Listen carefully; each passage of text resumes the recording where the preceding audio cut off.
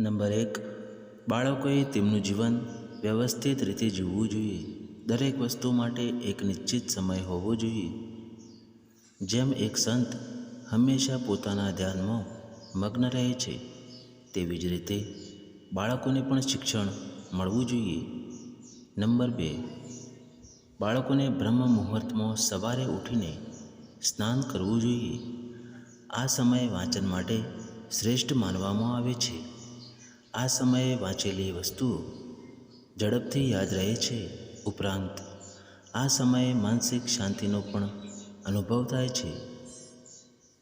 Number 3, બાળકોને કયા સમયે શું કરવું તે શીખવવું ખૂબ જ જરૂરી છે. તો જ સફળતા પ્રાપ્ત કરવી સરળ બનશે.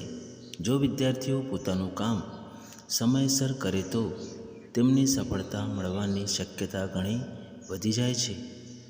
જો બાળકો સમયનો ઉપયોગ નહીં કરે તો એ ક્યારેય આગળ નહીં વધી શકે.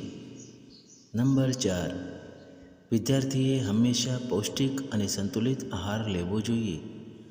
આનાથી શરીર સ્વસ્થ રહે છે અને સફળતા મેળવવા માટે સૌથી મહત્ત્વની વસ્તુ સ્વસ્થ શરીર છે, જે તમારા માટે ફાયદાકારક છે. નંબર 5, બાળકો અને વિદ્યાર્થીઓએ તેમના ધ્યેય વિશે ક્યારેય ભૂલવું ન જોઈએ. તેમને હંમેશા તેને ગંભીરતાથી લેવું જોઈએ. ધ્યેય પ્રાપ્ત કરવા માટે વ્યક્તિએ સખત મહેનત કરવી જોઈએ.